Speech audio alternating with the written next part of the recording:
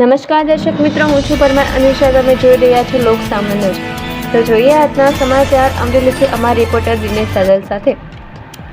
રાજ્યમાં ખુલ્લેઆમ ચાલી રહેલા દારૂના કૌભાંડ અને લઠ્ઠાકાંડની ઘટનાઓના વિરોધમાં આમ આદમી પાર્ટી દ્વારા અમરેલી ખાતે ઉગ્ર દેખાવો કરવામાં આવ્યા હતા. ગુજરાતમાં હપ્તા રાજ લાવ્યું, બુટલેગરોનું રાજના બેનરો સાથે કાર્યકરોએ ભાજપ સરકાર અને ગૃહમંત્રી હર્ષ સંઘવી સામે ભારે સૂત્રોચ્ચાર કર્યા હતા.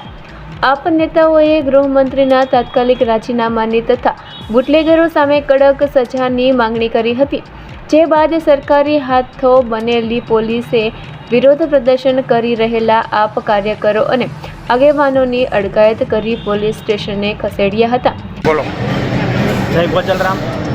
આજરોજ મીડિયા દ્વારા સ્ટિંગ ઓપરેશન કરવામાં આવ્યું અને જાણવા મળ્યું કે ફતેપુર ગામ મુકામે અસામાજિક તત્વો અને બુટલેગરો દ્વારા બેફામ દેશી અને વિલાયતી દારૂઓ વેચવામાં આવી રહ્યો છે, જેની પત્રકારો દ્વારા અને મીડિયા દ્વારા સ્ટિંગ ઓપરેશનમાં ખાલી બોટલો ભરેલી દેશી દારૂની બોટલીઓ આવું બધું મળી આવેલું છે.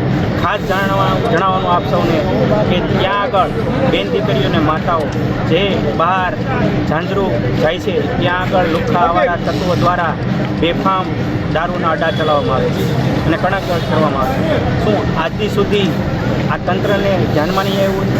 આ પત્રકાર ભાઈઓ દ્વારા સ્ટિંગ ઓપરેશન દ્વારા પકડવામાં આવ્યું તો શું પોલીસ તંત્ર ઊંઘતું હોય છે? આજે અમરેલી જિલ્લામાં અવનવી જગ્યાએ દેશી દારૂ અને વિલાયતી દારૂઓ મળે તો શું અમરેલી જિલ્લાની પોલીસ અને તંત્ર જાગશે કે સફાળા તંત્રની બેદરકારી જે અત્યાર સુધી ચાલી રહી છે એ તમને નહીં ખબર હોય કે આ લઠ્ઠાકાંડ થઈ રહ્યા છે, બુટલેગરો બેફામ બન્યા છે, તો એને નાથવાનું કાંઈ કામ હોય? ફક્ત ને ફક્ત ભાજપ સરકાર અને એના ગૃહમંત્રીના ઈશારે કામ કરતી આ પોલીસ તંત્રને મારે નમ્ર વિનંતી છે કે શું તમે વાટ જોઈ રહ્યા છો કે ભાવનગરમાં અને 2 વર્ષ પહેલાં બોટાદમાં જે કાંડ બન્યો લઠ્ઠાકાંડ એવો અમરેલીમાં બને પછી તમે જાગશો અને તમારી નૈતિક ફરજ ઉપર ઉતરી આવશો?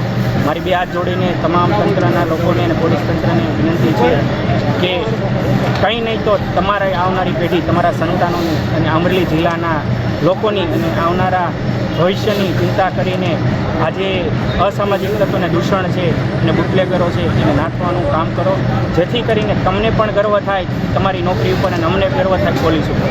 જય હિન્દ, જય ભારત. આજ રોજ ભાવનગરમાં જે વિદેશી દારૂ, ઇંગ્લિશ દારૂના કથા કૌભાંડ, ડુપ્લિકેટ દારૂના લઠ્ઠાકાંડ બાબતે ભાજપ સરકાર અને એના કહેવાતા ગૃહમંત્રી એવા હર્ષ સંઘવી, જે એણે પોતે સાબિત કર્યું છે ડ્રગ સંઘવીમાંથી તેણે ખાલી દારૂની બોટલો પ્રત્યેનો પ્રેમ કેટલો છે અને લઠ્ઠાકાંડમાં જે નિર્દોષ લોકો મર્યા એની નૈતિક જવાબદારી લઈને પોતે છેક રાજીનામું આપે અને ન આપે તો આમ આદમી પાર્ટી એના રાજીનામાની માગણી કરે છે કે રાજીનામું આપે અને મુખ્યમંત્રીને રજૂઆત કરી છે કે એમનું પદભ્રષ્ટ કરીને એની ઉપર કાર્યવાહી કરવામાં આવે. જ્યારે કોઈ વિરોધ પક્ષના નેતાઓ કે વિરોધ પક્ષના લોકો અથવા આમ જનતા એના હક માટેનો અવાજ ઉઠાવે ત્યારે પોતાની બાહુબલી દેખાડે છે, પણ જ્યારે તેની પાર્ટીના અથવા પોતાની નૈતિક જવાબદારી વિશે કોઈ સવાલ પૂછે તો ત્યારે મિયાઓની મીંદડી થઈ જાય છે. તો આ બની બેઠેલા ડ્રગ સંઘવીને અમારી માગણી છે કે પદ ભ્રષ્ટ કરવામાં આવે, એનું રાજીનામું લેવામાં આવે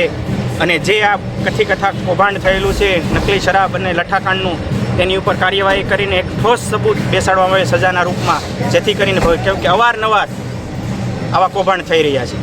એને અનુલક્ષીને આજે આમ આદમી પાર્ટી અમરેલી જિલ્લા દ્વારા